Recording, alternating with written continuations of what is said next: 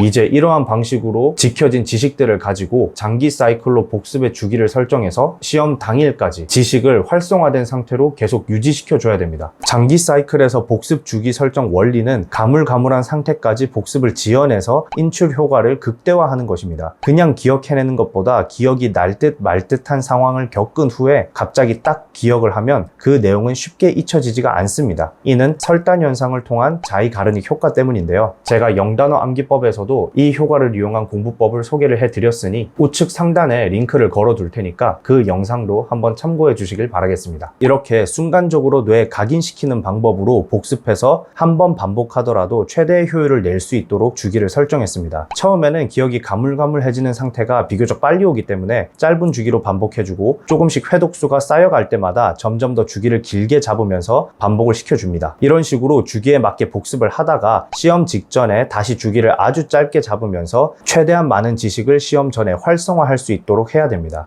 사람마다 적절한 주기가 다르기는 한데 저의 경우에는 초반에는 복습하고자 하는 내용을 5분할 했습니다. 처음부터 너무 세세한 내용까지 파고들려고 하지 마시고 중요한 내용들 위주로만 복습합니다. 그러면 어쨌든 오늘 공부한 내용은 5일 뒤에 다시 보게 되겠죠. 그러나 이때 5일 전과 같은 내용을 복습하는 것이 아니라 복습할 때마다 난이도를 조금씩 올려주는 것입니다. 더 세세한 내용까지 떠올려 보거나 기출이 아직 되지 않은 키워드에도 빈칸을 뚫어보는 방식으로요. 5개로 나누어진 영역이 반복을 거듭하면 거듭할수록 점점 더 떠올려야 하는 내용이 많아지는 것이죠. 그러면 결국에는 시간이 더 걸릴 겁니다. 이때 분할수를 늘려주는 것이죠. 7분할을 한다고 하면 이제 오늘 본 내용은 7일 뒤에 다시 보게 되는 것이죠. 더 주기가 길어졌지만 이미 반복을 꽤나 많이 한 상태이기 때문에 크게 걱정하실 필요는 없습니다. 그리고 어차피 기억이 날 듯 말 듯 가물가물한 상태까지 기다린 후에 복습을 해야 기억 효과가 극대화됩니다. 기억이 안 날까봐 걱정하실 필요가 없어요. 우리는 바로 그 순간을 의도한 것이기 때문입니다. 7분할로 복습을 진행하다가 점점 더 난이도가 높아져서 양이 많아지면 10분할까지 나누기도 했습니다. 그리고 나서 시험에 임박해서는 5분할로 나눠서 각 내용을 조금 더 자주 볼 수 있도록 했고 시험 직전에는 잘 아는 내용과 잘 모르는 내용으로 2분할을 해서 최대한 많은 지식을 시험 당일에 활성화할 수 있도록 전략을 세웠습니다. 이렇게 아웃풋 과정을 진행할 때 제가 중요하게 생각했던 부분들이 몇 가지가 있습니다.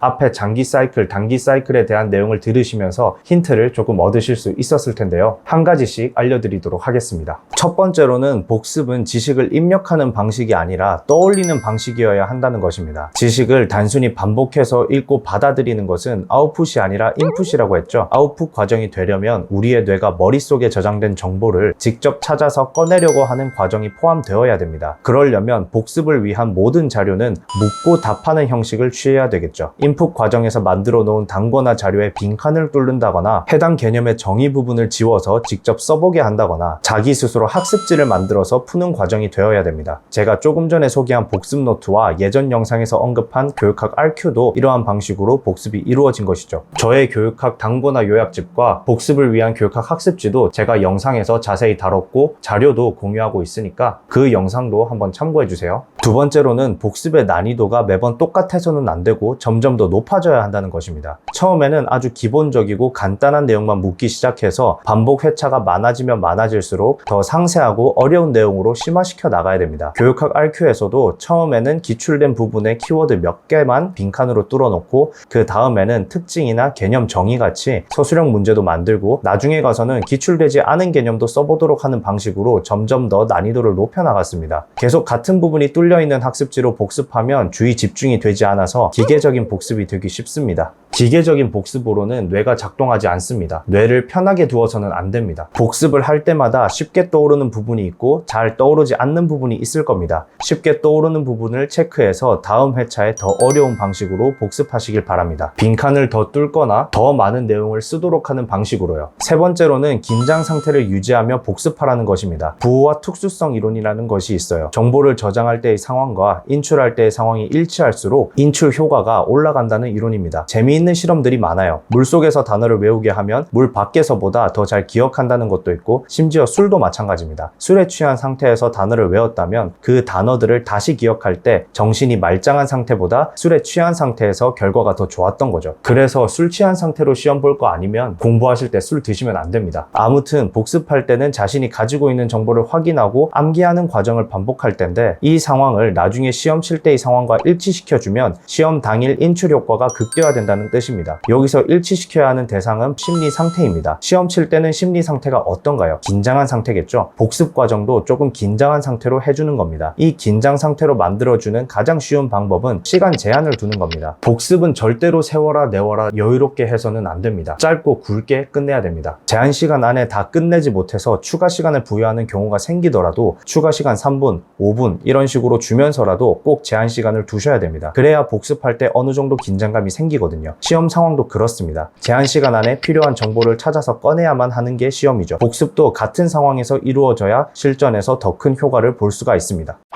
지금까지 복습법에 관한 내용을 3편에 걸쳐서 다뤄봤는데요. 제 공부법에 대해서 문의를 해주시는 분들이 많이 계셨습니다. 그렇지만 사람마다 공부법은 다 다르기 때문에 누구에게는 효과적인 방법이 누구에게는 그렇지 않을 수가 있습니다. 그 반대일 수도 있고요. 그래서 표면적인 공부법 자체보다는 제가 그 공부법을 선택한 원리에 집중해서 제 영상을 활용해 주셨으면 좋겠습니다. 그 원리를 이해하시면 여러분들 스타일에 맞게 응용도 가능하고 그렇게 자신만의 원리가 탄탄한 공부법을 만든다면 수험 생활에서 가장 중요한 무기인 자신감을 얻으실 수가 있습니다. 제가 준비한 내용은 여기까지고요. 궁금하신 점은 언제든지 댓글 달아주시고 여러분들의 수험 생활 같이 함께 가면서 곁에서 응원하도록 하겠습니다.